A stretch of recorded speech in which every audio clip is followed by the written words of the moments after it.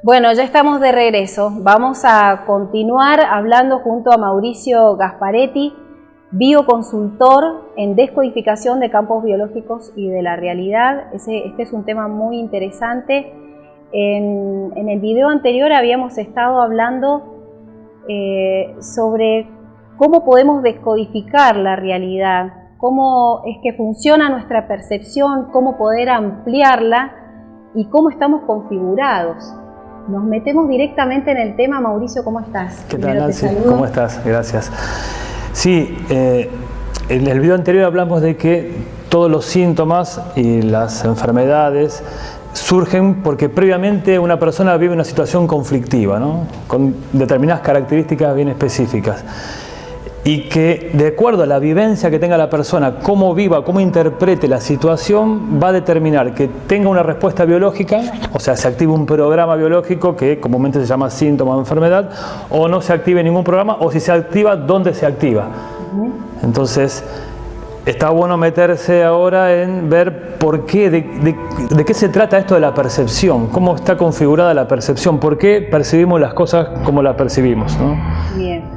Para meternos dentro de lo que es la percepción, está muy bueno empezar a tocar lo que es este nuevo conocimiento que aporta tanto Garnier, ¿no?, que es la ley del desdoblamiento del tiempo, y esta resignificación que hace Alejandra Casado, ¿no?, que es la perspectiva universal del desdoblamiento del tiempo y la lógica global convergente. Porque a través de este conocimiento vamos a entender cómo funcionamos, cómo funciona la percepción. Y cómo se manifiesta es de acuerdo a cómo yo percibo, es también cómo voy creando mi realidad. ¿Cómo es esto que se crea la realidad? Bien. Contanos un poco cómo se va configurando. Bien. Esa percepción. Para meternos dentro de ese tema es importante entender cómo estamos configurados, cómo son nuestros planos internos que hacen que nosotros percibamos la realidad como la percibimos, ¿no?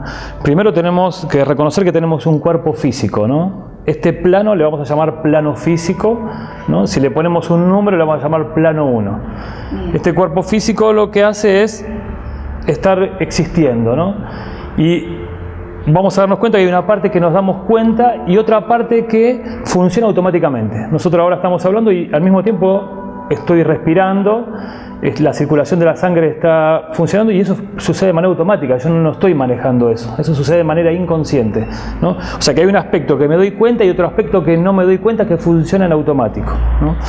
Entonces este cuerpo físico está sobreviviendo, está manteniéndose vivo de manera automática. Bien, hay un segundo plano, ¿no?, que es el plano emocional, que las emociones hacen que nosotros nos demos cuenta que estamos teniendo una experiencia, ¿no? Pero las emociones son químicas, que las produce el hipotálamo, ¿no? Entonces el plano 2, que constituye nuestra forma de ver la realidad, es el plano emocional, ¿no? Pero para que una emoción esté circulando, o sea, tiene que haber previamente una conexión neurológica. Y a ese plano neurológico le llamamos plano 3 o plano mental.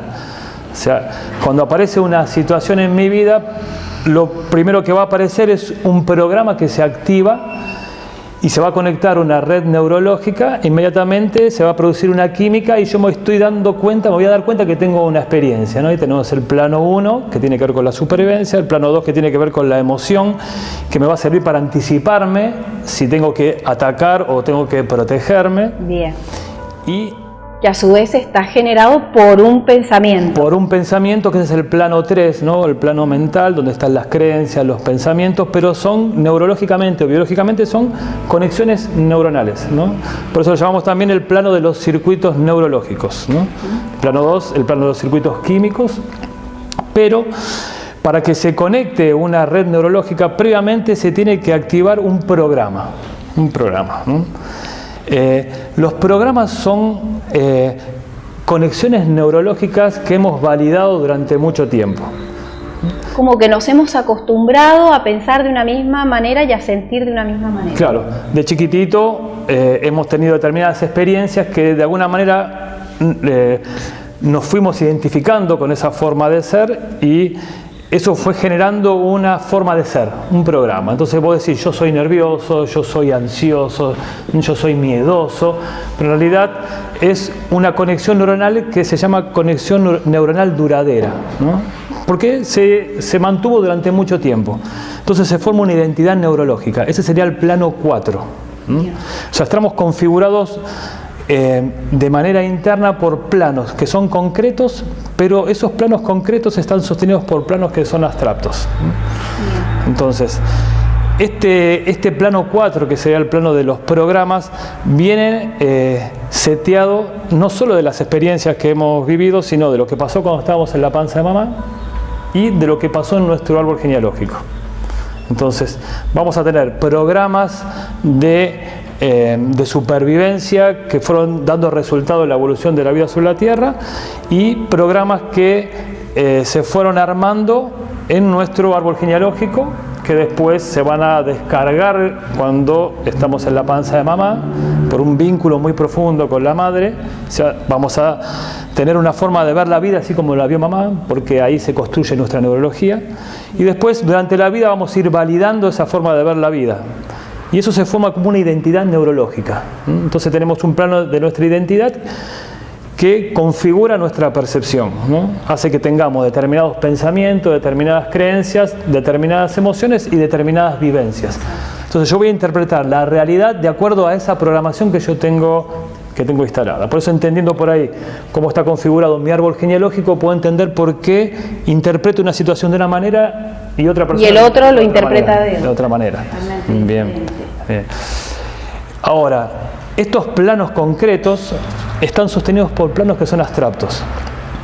Para entender estos planos abstractos que están más allá de la biología o en la parte profunda, nos sirve muchísimo el conocimiento que aporta ahora lo que es la física cuántica. Uno dice, ¿qué tiene que ver la física cuántica con esto? Sí, todo. Porque la física cuántica es la física de las partículas subatómicas.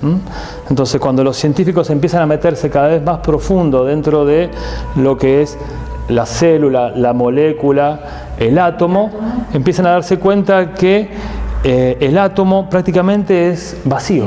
Es vacío. Si el núcleo del átomo fuera como una pelota de fútbol, el electrón pasaría a 30 kilómetros. Y uno no lo entiende, porque si el átomo es vacío, ¿cómo es que todas estas cosas son concretas? Claro, y ahí nos damos cuenta de que percibamos las cosas como las estamos percibiendo, en realidad hay como un error en la percepción, ¿no? Porque todas las cosas están hechas de átomos y el átomo prácticamente es un 99,99% vacío. Sí. Si bien ese vacío no está vacío, sino que tiene energía, tiene fuerzas, ¿no? Como la gravedad, la electricidad, el magnetismo, se percibe como vacío. Ahora bien, cuando los físicos se meten más y más profundo, se van dando cuenta de que esas fuerzas se van reduciendo hasta que en la profundidad de ese vacío lo que encuentran, y esto lo sacan a través de deducciones lógicas y cálculo, es un campo que les llaman los científicos el campo unificado. Este campo unificado es no manifestado, no hay ningún tipo de manifestación, pero de ahí surge toda la manifestación. La lógica de ese campo unificado es una lógica convergente, o sea que todos los elementos están completamente unidos, por lo tanto no hay diferenciación. Desde ese campo unificado no hay diferencia entre vos y yo, entre nadie, está todo unificado. Ahora, ¿qué es lo que está unificado en ese campo? Y por lógica me puedo dar cuenta qué es lo que acá percibo como separado. Claro. Acá percibo como separado la pregunta de su respuesta, ¿no? Lo que me sucede, o sea, del sentido de lo que me sucede, el propósito de lo que me está sucediendo, el pasado del futuro, acá lo percibo separado. El tiempo, incluso el tiempo, por eso hablamos del desdoblamiento del tiempo, acá lo percibimos separado, pero en ese campo unificado no existe tal separación, no existe manifestación. Ahora, la pregunta es, ¿para qué ese campo unificado se desdoblaría en existencia, en separación de pasado y futuro, en experiencia? Bueno, eso por lógica podemos llegar a inferir que si yo me quisiera conocer a mí mismo, me tendría que ver en un espejo. O sea, el espejo, la imagen del espejo no soy yo, pero me da una idea de lo que soy, ¿no? Me informa de lo que soy. Por lo tanto, por lógica podemos deducir de que ese desdoblamiento, esa manifestación desde ese campo unificado, es un movimiento de autorreconocimiento de sí mismo. Entonces, para poder reconocerse, tiene que separar lo que está unido. Bien. ¿Qué es lo primero que aparece en ese movimiento de separación? Son todas las posibilidades de que ese campo unificado se experimente existiendo o teniendo una experiencia o siendo algo. Por lo tanto, para separar lo que está unido tiene que fundar una lógica que separe lo que está unido.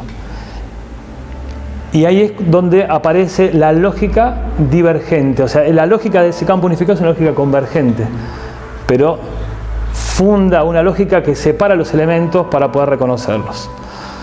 Nosotros estamos operados por esa lógica de separación.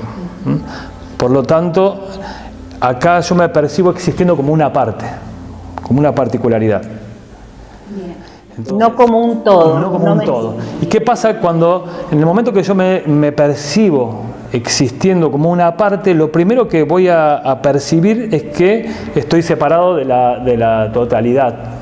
Me siento separado, ¿no? Como el trauma fundante, ¿no? La sensación de separación. Pero sin separación no habría existencia particular. Ahora, si yo me siento existiendo de manera particular, si yo soy una parte, inmediatamente me voy a sentir vacío de la otra parte. Y voy a tratar de completarme, voy a sentir incompleto. Y voy a tratar de empezar a buscar experiencias. Bueno, y esta es la mecánica de por qué tenemos experiencias, porque en realidad nos sentimos vacíos, nos falta una parte y queremos completarnos. Nosotros existimos, pero no sabemos cuál es el propósito de estar existiendo. Por lo tanto, toda la vida nos pasamos tratando de buscarle un propósito a la vida. Ahora, entendiendo esta lógica... Para vernos, precisamente. Claro, entendiendo esta lógica, creíamos que teníamos que buscar un propósito. Pero ahora nos estamos dando cuenta que el propósito es existir. Es existir. Pero como nos estaba operando una lógica divergente de separación, creíamos que estábamos incompletos, que nos sentíamos vacíos e intentábamos completarnos y llenarnos todo el tiempo, ¿no? Ahora, todas las experiencias, en definitiva, tienen ese propósito, tratar de no sentirme vacío y tratar de completarme. Estoy intentando todo el tiempo ver si alguna vez me siento completo. Pero ahora empezamos a darnos cuenta que había un propósito en sentirme vacío, que es sentir que me falta algo para tener una experiencia.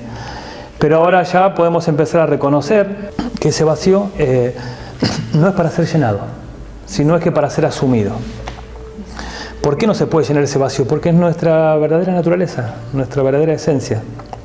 Somos vacíos intentando ver cómo es tener una experiencia concreta.